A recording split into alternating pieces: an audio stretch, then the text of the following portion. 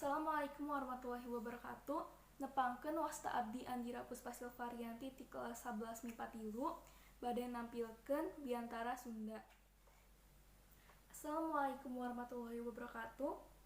Bapak Ibu guru anu kusim kuring dipika hormat sareng rerencangan anu kusim kuring dipika cinta.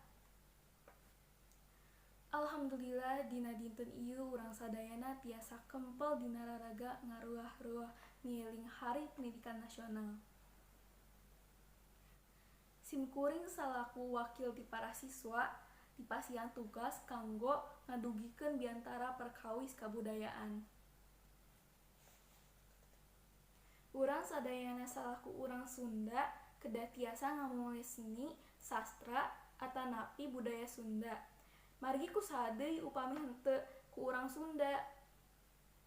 Muhun leres, kadang aya oge urang luar nagari anu kataji kana kasenian atanapi budaya Sunda.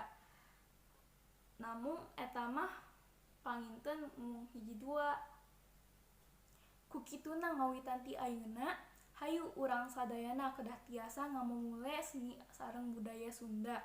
Sapertos ku ngawitan nyarios basa Sunda anu leres sareng merenah, diajar sastra sareng seni Sunda, sareng sajabina ti eta.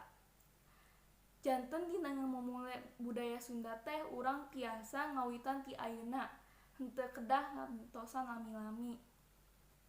Kagiatan ngamumule budaya Sunda teh tiasa dilakukan di mana wae sareng iraha wae, tiasa di sakola, di bumi, atanapi di lingkungan masing-masing.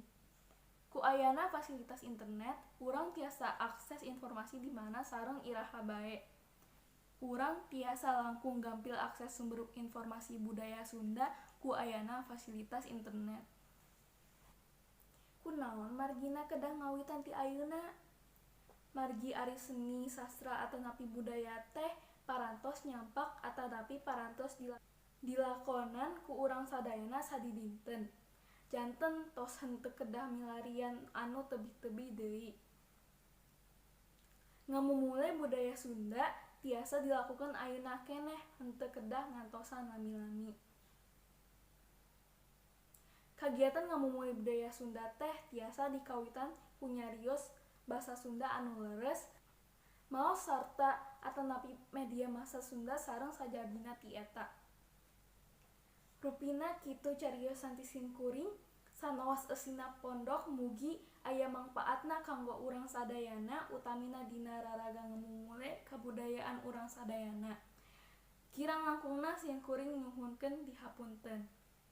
Wassalamualaikum warahmatullahi wabarakatuh.